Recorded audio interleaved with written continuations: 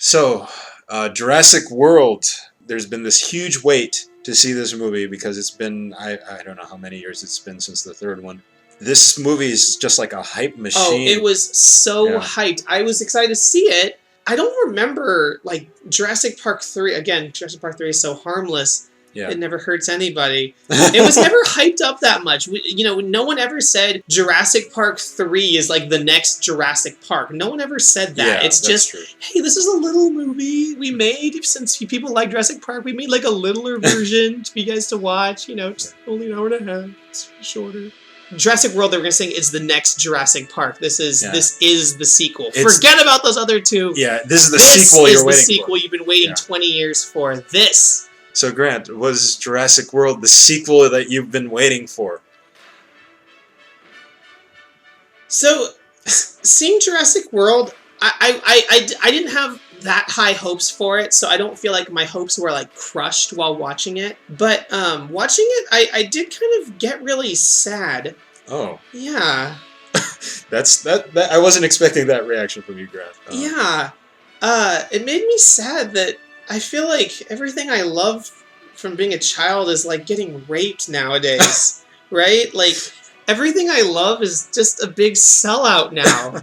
Like, everything. Like, there's nothing sacred. You can't just leave something like it was and have it be like this fond memory. You have to take it and repackage it and make it appeal to like every stupid, dumb moviegoer, and sell toys and t-shirts, and it just made me sad. I feel like they're just big sellouts. Like, it makes me sad. I'll go to like Target or something and I'll see this whole wall of just this cheesy crap, And they're not selling it to kids. They're trying to sell it to like people our age. They're trying to appeal to kids too, but they're also trying to appeal to like, these 20-somethings that are nostalgic for the first one and try to make you think that this is that next step forward. And it's just so sad. All right, so that ties in. Good. That ties in really well with something with Jurassic Park. Let me say that I did not think this was a good movie. This is making a lot of money at the box office. It's breaking all kinds of records.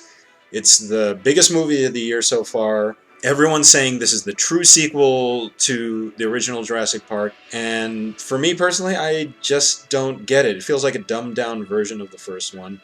So we should get into the premise of the movie. Jurassic World is about the realization of Jurassic Park. So the park is open. Everyone's been seeing dinosaurs and now they're bored with dinosaurs. So the company decides, all right, we're going to create a hybrid dinosaur that's big and huge and it's going to impress everybody. And there's a theme there about bigger and better and so on. And also what we're following is, so we're following 4 characters, 2 kids whose parents are going through a divorce, because we haven't seen that in the last 3 movies. All 4 movies in this series dealt with kids dealing with a divorce, and with each movie it becomes more important. It's true. It deals with Chris Pratt, who's training raptors, trying to discipline them or something, and the Jurassic Park series is just a big horror. I'm so distraught, Kenneth.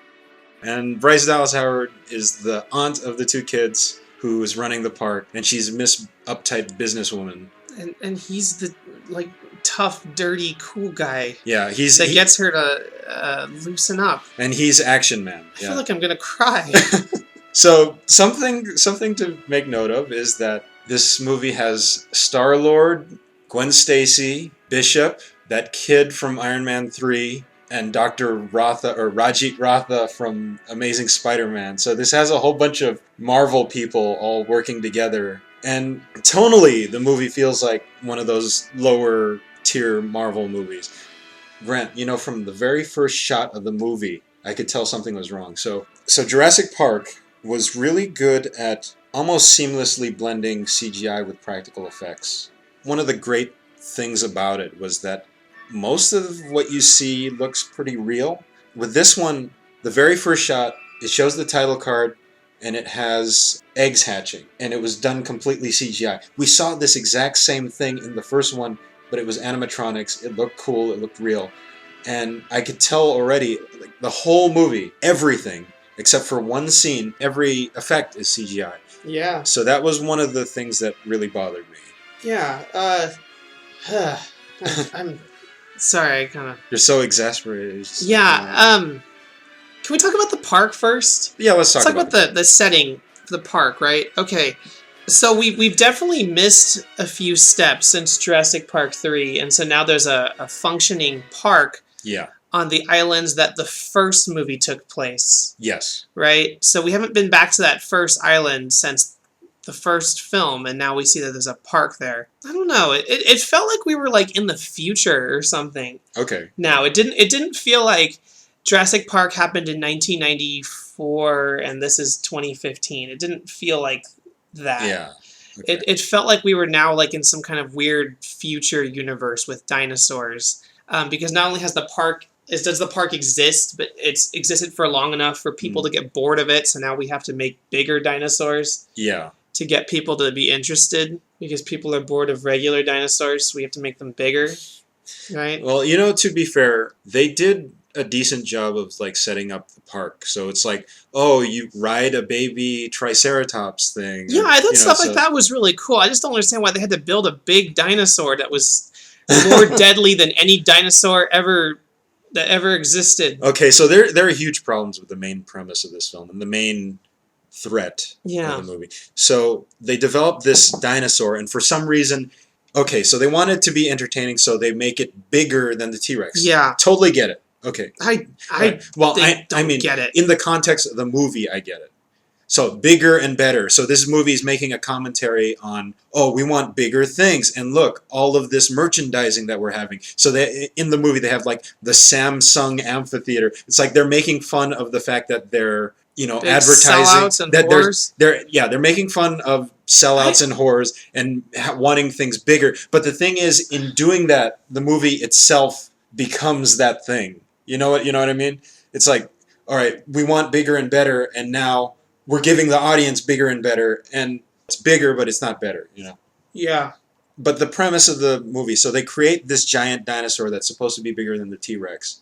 For some reason, they decide to make it smarter than the T-Rex. They decide to give it camouflage ability so it can hide from the people who are supposed to keep it from getting out. It's like invisible. Yeah. It doesn't just camouflage, like change colors, but like it's invisible. Yeah. It's like the Cheshire Cat. Like it disappears and and then it's gone, and then first its eyes come back, and then the rest of it just like materializes like a ghost.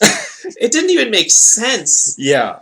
Like, I understand that an animal can camouflage, right? Yeah. So that other animals can't see them because they've evolved to have traits to, you know, help them either be better hunters or, you know, to hide from hunters, right? So I understand that that's how the animal kingdom works. But the fact that it can camouflage to where, like, to a human eye, like 30 people with guns can't see, like, something that's bigger than a Tyrannosaurus Rex, that doesn't even make sense. Well, see, this movie has a lot of ridiculous aspects to it. And so you could say the first one has ridiculous aspects to it, but they ground everything that they do. You know, it's like, all right, they explain it enough and they build it up enough so it feels real. Whereas with this movie, everything felt implausible about it. Can I just talk about the Gyrosphere Ride for a minute? Okay, sure. Okay, so I know a thing or two about theme parks. And in order to run a ride in a theme park, the ride has to be completely 100% safe, right? Yeah. You get into this hamster ball, right? And then you are riding around in a place where there's live dinosaurs. Now, they're herbivores, so they're not going to, like, attack you necessarily, but you're driving right next to them, like they're cars on a freeway, right? So I thought at first that the gyrospheres were being, like, electronically controlled. Yeah, like they're on a track or something, And what made me think this is that they decided to parody the Universal Studios studio tour. Mm-hmm. So while they're in the gyrosphere, there's like this humorous video of Jimmy Fallon talking about dinosaurs. Oh, yeah, that's right. Jimmy Fallon is like doing some joke, and then he spills some kind of chemical on himself, and it's funny or whatever. Yeah.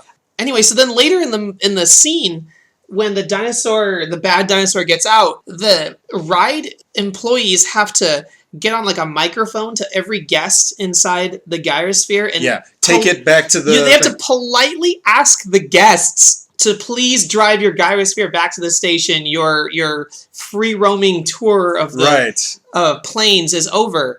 So the kids, the teenagers, of course, they're like, well, let's just keep driving. So that's what a teenager would do. Right. And the fact that isn't a daily occurrence, like, I don't understand how that works. Yeah. How do you wait in line for something like that, where the people can just take as long as they want on the planes and you don't have to return by a specific time? Yeah. And second, couldn't you, isn't showing them a video of Jimmy Fallon while you're supposed to be driving a vehicle, really dangerous?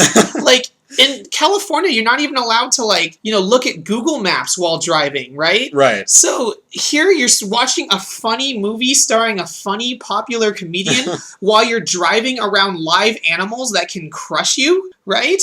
Even if you don't hit a dinosaur, which I think people would do too, they would hit the dinosaurs to be funny and everything. Yeah. You could still sue them saying, hey, I was on your Gyrosphere ride. I was laughing at how funny Jimmy Fallon is. I crashed into a tree, hit my head. And now I'm suing this park for millions of dollars. Right?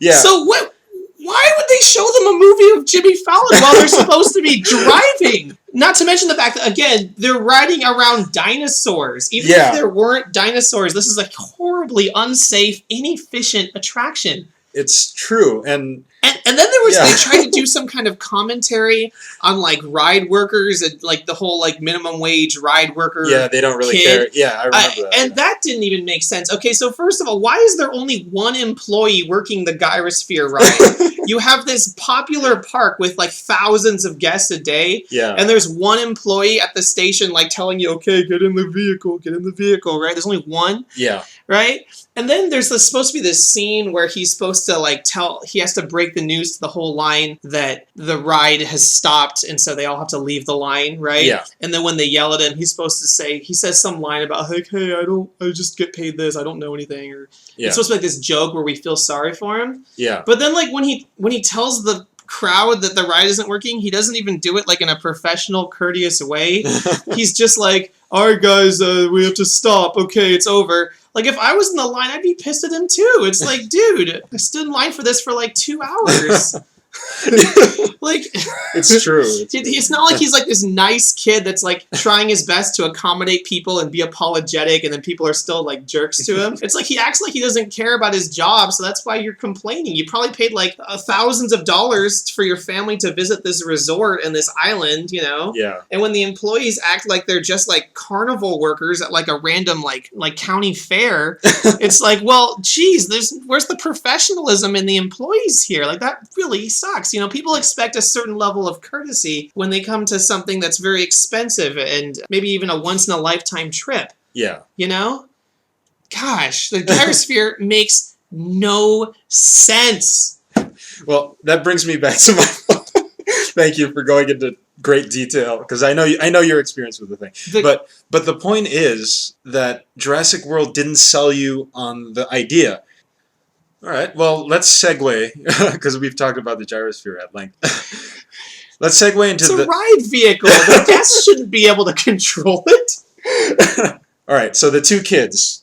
So every movie's had a kid, and they've all had parents going through a divorce, and the divorce plot gets more and more heavy in each movie as they go along. Yeah. So in this one, the movie starts off with their parents... Oh, we're going to have a divorce, so we're sending the kids off to the thing. And they keep cutting back to the parents for some reason. It's this has nothing to do with the movie. It's it'd be one thing, all right, the kids show up at the park, and then maybe there's a little bit of a backstory. There definitely hasn't been a Jurassic Park movie where we cut back to people who aren't on the island so frequently. Yes, yeah. I mean, look, the first film, Lex and Tim, there's an offhanded remark by Hammond about how their parents are going through a divorce. That's it. We don't need anything else. And then, if anything, that kind of helps them build up a relationship with Dr. Grant. Yeah, it's just a backstory. Yeah, that's the B plot. That's the secondary thing. Yeah. But they keep cutting back to it. It's what does this have to do with the movie?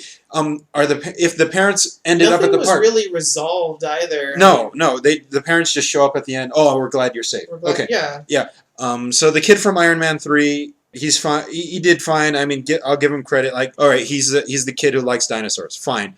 But then you have the older brother who's just His only characteristic is that he looks at girls even though he has a girlfriend. That's all we know about them. That's it. So they're just not interesting characters. They're just bland. I mean, you know, well, the thing you said, that's not even a trait. That's something that like teenage boys do. Like they look at girls. Like it's not anything. The compelling character. The reason the kids don't work in this movie, though, I mean, you can argue back and forth whether Lex and Tim from the first movie are interesting characters. In all previous 3 movies, the kid had an adult to work off of. That built up character because they had a dynamic there. Here we just have 2 kids by themselves in the park. That's not interesting to watch. And then when they finally interact with their aunt and with Chris Pratt, like their only comments are, "Wow, Chris Pratt's awesome, Auntie. You know, your new boyfriend's awesome." And that's the only characterization we have for them. I mean, it's nothing. You could take the kids out of the movie. Bryce Dallas Howard, so their aunt. All right, so I want to give like half credit here. She starts off as like this hard-nosed businesswoman, and she's very stereotypical. She doesn't care about the dinosaurs. It's like, oh, okay, they're assets. She keeps calling them assets. They tried to do something with the dying brontosaurus, where it seems like, oh, they're really animals. She feels sorry for it. And that was their one animatronic that they had in the whole movie, the one practical effect. So that's something. Well, her character is the only one that changed over the course of the movie, so you got to give credit. Saying she's the best character in the movie, that really isn't saying much. You know? No, it's absolutely not saying much at all. Okay, so let's go into the whole thing with the Velociraptors and Chris Pratt's character. Yeah, I think that's what we definitely need to get to. All right, so this movie shows that, okay, Chris Pratt is he's like the raptor hunter guy. He's the raptor whisperer, and he's able to train the raptors so that they're disciplined. So I don't really need to get into why that's dumb, considering the previous 3 movies, the raptors were, you know, they're depicted as intelligent enough that, all right, they're going to know this is a human. They're going to know this is food. They're smart enough to know that he's not one of them. We have, you know, like lion tamers and people that, you know, are able to tame, you know, ferocious beasts. Maybe raptors that were born in captivity and know that like, grew up with him when they were like little baby raptors. Maybe, you know, maybe they would. You know, that plot, as far as the plot lines go in the movie, that's probably the best done. I mean, because it was able to sell it enough, but you know, but looking at the context of the other movies, it takes away from I have a huge problem with Chris Pratt's character, and it has nothing to do with that. Go for it. See, to me, you know, I mentioned, you know, that the teenage boy acts like a teenage boy. I believe this businesswoman acts the way a businesswoman might do.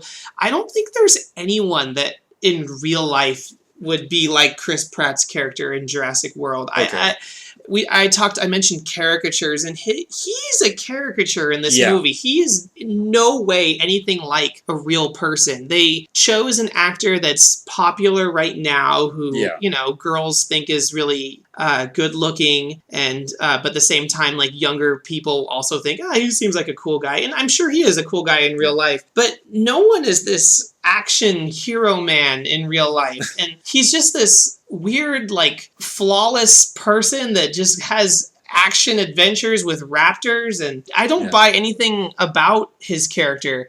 I think it may have been a little bit better if they showed him maybe at the beginning, like, maybe he's like a real animal lover, like they could have shown him like with some kind of different animals, or maybe like some gentle dinosaurs or something. Well, see, that's a very good point, like, because they don't show you another dimension to his character. There's no dimension. So Owen, that's the character's name, his personality is very similar to Star-Lord from Guardians of the Galaxy. Except with Star-Lord, we get a background story, we understand why he is the way he is, and he seems to get by just with gimmicks. So we have a grounding with his character. With this movie, we're not giving anything, just that he works well with the raptors. It feels like, when I watch it, I feel like there's 3 people that I could believe exist, but this 4th character seems like he like popped out of like a comic book or an action movie, you know? It doesn't feel like he's a real person with them, you know? It's like enchanted, like he came out of like fairy tale land, and he's... And like, oh, well, we're in danger. Good thing this action man fell out of this action comic book. He can probably save us.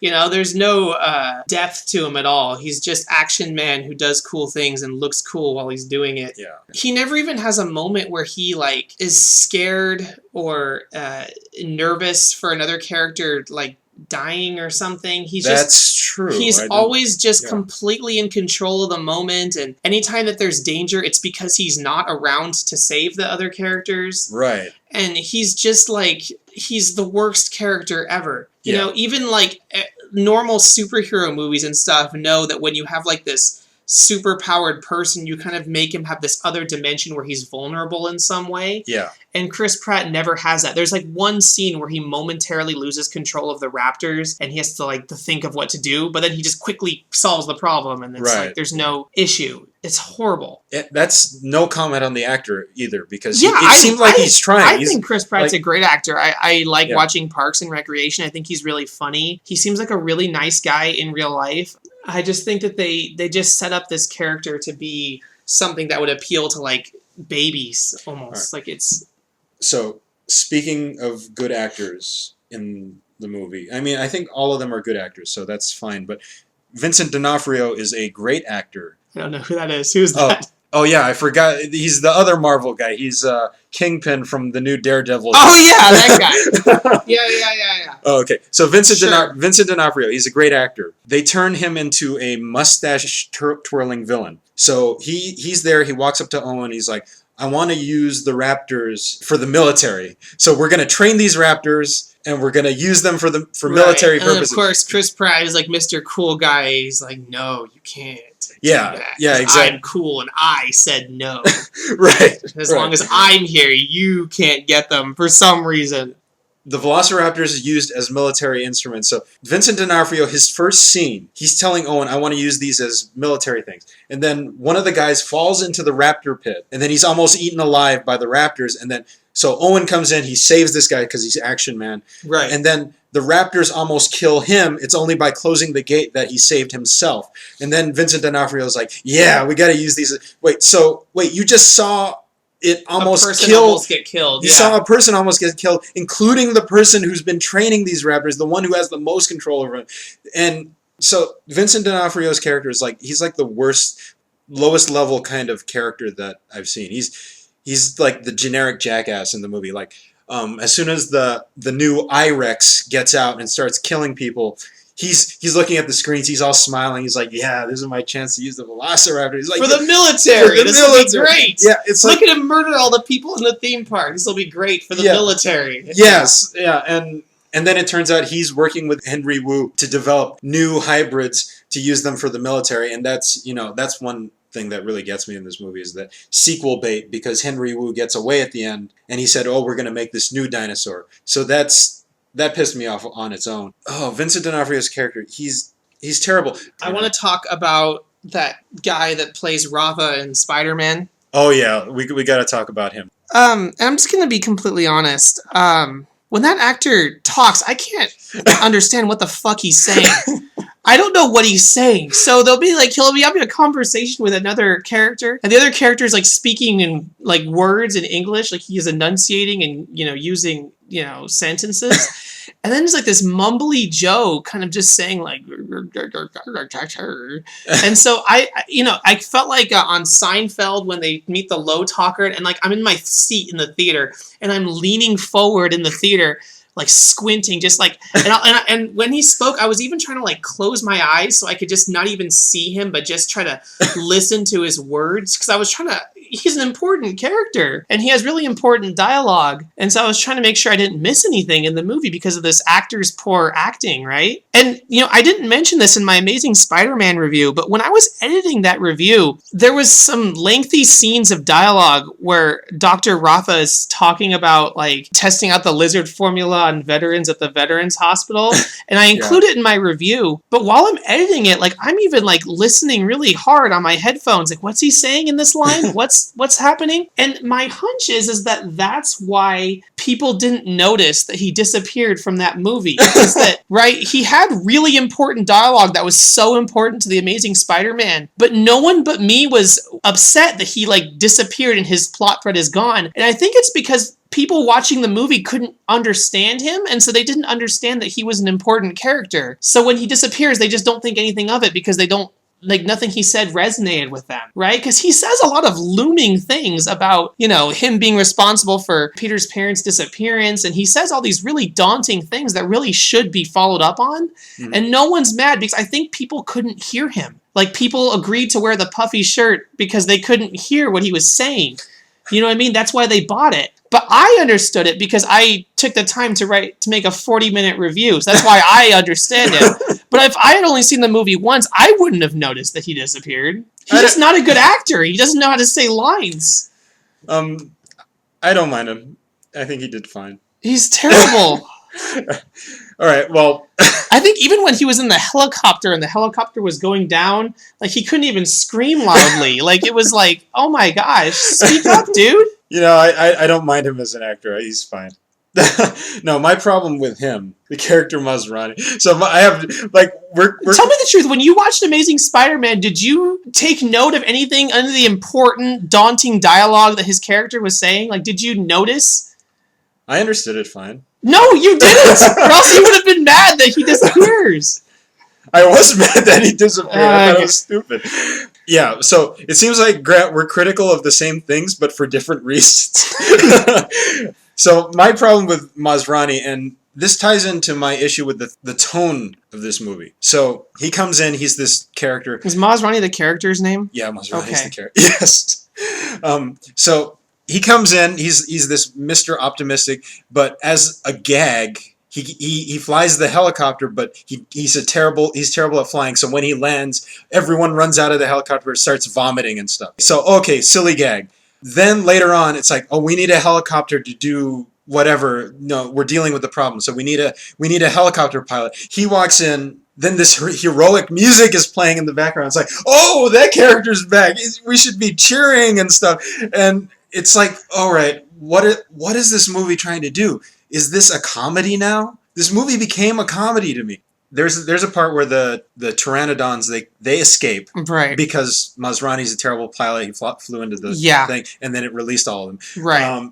So they go and they start attacking people in the park. Right. And then there are people dying. Everyone's running away. You know. And there's all this chaos. So we have Bryce Dallas Howard and we have Owen. We have Chris Pratt. The two of them, they're fighting the pteranodons too, and they're being they're being badasses. Right. And then after it's all over, they start making out. You know, it's like, so this reminds me of a certain comic book movie, which shall not be named, that we saw, where you know, people dying, and then the two lead characters start kissing out of nowhere. God. Yeah. So it's like, wait, what is this? Remember this movie? I'm trying so hard to forget. So it's like, all right, so this movie did just turn into a comedy, because like up to that point, even though there were silly things, it's like, okay, I get it. It's like it's trying to tie in, because the previous three movies are serious. They're done seriously. Right. And this movie turned into, so we have the scene I just talked about. So Bryce Dallas Howard kissing Owen. It's like, oh, it's that scene that we've seen a million times. Then we have that hipster character guy, the one who's wearing the Jurassic Park t-shirt. Yeah, the guy from New Girl. He's funny. Yeah, the one in the control room. Yeah. So the girl computer lady is being evacuated. So he walks up, he's about to kiss her, do the exact same thing. But then she's like, no, I've got a boyfriend. It's like, oh, okay. So not only did they have the cliche, now they're commenting on the same cliche that they had in the movie. It's like, what is this movie trying to do? Did you notice there was a big lack of like suspense and tension in the dinosaur encounters? Yes. So there's a few examples, but so Jurassic Park, the first one, and even a little bit in the whatever. Jurassic Park, there's a good mix of, there's like big dinosaur scenes, but then there's also like little dinosaur scenes. Yeah. And both of them, the dinosaurs, the plot is the same. The dinosaurs are trying to eat the people, right? But there's different tones to them, right? Mm-hmm. So Jurassic Park, of course, you have your big blockbuster scene where the T-Rex in the rain is attacking them and the little cup of water is moving, and you know that big scene, right? Yeah. And so everyone's trying to copy that scene. But we also have some little scenes, right? So there's a scene where the kids in the kitchen are hiding from the raptors, and they can see the reflection in the pots. That's a great scene, by the way. And it's very slowly paced, and you can feel them. You know, they look all sweaty and dirty and tired, and they think they're about to die, and you really have these little moments, you know. And then the scene where Newman is killed after his Jeep breaks down or crashes or whatever. Right. You know, this little scene where he encounters this little dinosaur that looks so harmless, and he's like, go fetch the stick, stupid, you know? Yeah. And it's not until the dinosaur like reveals the big flaps on its face that you realize that he realizes, you know, what danger he's in. But the audience the whole time, it's all very unsettling, right? Like, you see this fat man who obviously can't fend for himself, right? He's obviously is powerless against a scary dinosaur. The fact that he thinks the dinosaur is cute, the stick and everything, the audience kind of knows, oh, he shouldn't be so, you know, carefree about this. He should understand that, you know, he's in danger. If that was me, I'd be, you know, running. You know, so the audience is meant to feel a sense of tension and suspense that's fully realized when the dinosaur reveals that it's scary. Yeah. You know, so there's like these little scenes, you know, where you feel like there's different ways to have a scene with dinosaurs. And this movie didn't really have that. All the dinosaur scenes were big. There was always a big chase or like big dinosaurs. Yeah, they're chasing us, and there's pterodactyls everywhere, and they're coming from the skies in all directions. Oh, and we got to talk about the final battle. You know, right. So there was never like these little moments where you're nervous about the dinosaurs. Right. Yeah. The Lost World even had that weird scene at the beginning with a little girl kind of meets those tiny dinosaurs. Yeah, it's like, and those can't. At first you think they're cute, but then they like all devour her. Yeah. Like it's really horrifying. Yeah, and you know, we don't have anything like that. Nothing like that. Everything is meant to be big. Yeah. Let's talk about the end of the movie, because I don't want to talk about any more things in this movie. It's irritating me. Yeah, that's fine with me. The ending was, I don't know. I thought it was fine. It was big. It was a big dinosaur battle. You know, I mean, the first Jurassic Park also ends with a dinosaur battle where the T-Rex saves them from the Velociraptors. Well, see, that's where I think the details matter. So with the first Jurassic Park movie, you're scared for the people. You're focusing on the people, right? That's true. They're the ones in danger. And then when the T-Rex shows up to fight the raptors, it's not some long, drawn-out scene. Right. You know, you're right. When in the first Jurassic Park, we're not nervous that the T-Rex will be killed by the raptors. In fact, we actually don't care who wins. It's just a distraction so that people can get out. We don't care who wins. Yeah. You fight each other. We're leaving. This movie has Alien versus Predator syndrome. So like they're both two bad guys are fighting each other. I'm not invested in the scene because the humans are not in danger anymore. But the whole premise of the scene bothers me. You got the I-Rex, you know, it got loose and it's causing all kinds of chaos. The Indominus Rex. And, okay, what does the kid say? We need more teeth, Auntie. Oh, okay. So she goes and she goes to the T-Rex out of its cage. She lets the T-Rex out of its cage and she pulls out a flare. The T-Rex will help us. She pulls out a flare because of reference, you know, because reference to the first movie. And, okay, so wait, you're doubling your problem here. This is not a good thing. It's like... Yeah, we're just going to assume it's going to... Even if the T-Rex defeats the I-Rex, which should be impossible because the I-Rex was genetically modified to be smarter and stronger than the T-Rex, right? And it can turn into Cheshire Cat and become a ghost, right? So even if the T-Rex miraculously defeats the I-Rex, what's to stop the T-Rex from now killing all of them? Right. And, yeah, you're right. That is pretty stupid. And for some reason, So the T-Rex teams up with the Velociraptor. The two of them are fighting the I-Rex. It's like, okay, they're teaming up, whatever. They'll probably kill each other afterward. They don't. They have like a nod, like, oh yeah, we're cool, bro. They understand each other. But so the two of them are fighting. It goes over to where the Mosasaur, so that's the one that jumps out of the water and eats the shark. Right. That thing jumps over the railings and deals the final blow to the I-Rex and pulls it into the water and kills it. It's like, okay, now it's even stretching more the realms of possibility. So that means all the people who are around, they're in danger. They've always been in danger. So it's like... Because of the water dinosaur, yeah. Yeah, so it's like... That thing could have, during the stage shows where all the people are in the stadium watching it eat sharks, that thing could have just jumped out of the water any time and just killed hundreds of people. Yeah, so, I get it. Yeah, you're right. It implies the dinosaurs like work together, like there's some kind of team, like a superhero dinosaur team to save the people. Oh, stop, Grant! You're giving the producers ideas, man. Don't do that. If any of them are lucky enough to be watching our video, but that's the thing, though. You can have these different premises of the movie. You can have a lighthearted action movie with using raptors to help you, or a genetically fused hybrid. But the thing is, you have to get the details down, which I think the first one did. So a lot of defenders of this movie when people criticize this, I've seen a lot of discussions about this. It's like every time someone criticizes this movie, it's like, well, they had the same thing in the first one. They didn't have interesting characters in the first one. It ends in a dinosaur battle, but those little details make all the difference. They managed to ground the first. Defense of Jurassic World is that Jurassic Park also sucks. Not even that. It's like, well, that was in Jurassic Park. We excused that. Why can't we excuse it in Jurassic World? No, but the little things they do to ground the first movie, the details make all the difference, and it sold me on the premise. This Jurassic World feels like it's trying to do two contradictory things. By being more lighthearted in tone, it's trying to tell you, all right, put the original out of your mind. This is a completely new thing. This is a fresh start. Okay, fine. If you're going to do that, then do that. But also it's trying to play off of the nostalgia of the first film by having all these moments, by having the same music, by having so many references to the first movie. There were a lot of references. Yeah. So it's contradictory in what it's trying to do. It's contradictory in its tone because it can't be both serious and lighthearted at the same time. And the characters were bland. They made no sense. It's just like everything about it didn't come together. You don't buy it. You don't buy any of it. You don't buy the setting. You don't buy the gyrospheres because it makes no sense. You don't buy, Chris Pratt's character because he's written so stupidly. Yeah, there's just there's no intelligent conversation. When you're watching the first one, like I was saying, you really feel like if the dinosaurs don't show up for 15, 20 minutes, a long time, a good length of the movie, I can still enjoy this conversation they're having about the dinosaurs and the ethics. And you never feel that way. You always feel like the movie is centered around this idea that, everything seems fine, but just wait till the dinosaurs break out, Yeah.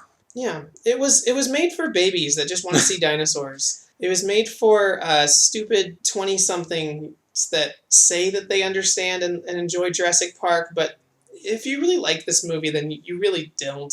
I don't think you really like Jurassic Park. And I think that's a fine note to end our review on. We're gonna have to jump. I can. Are you ready? 1, 2, come on.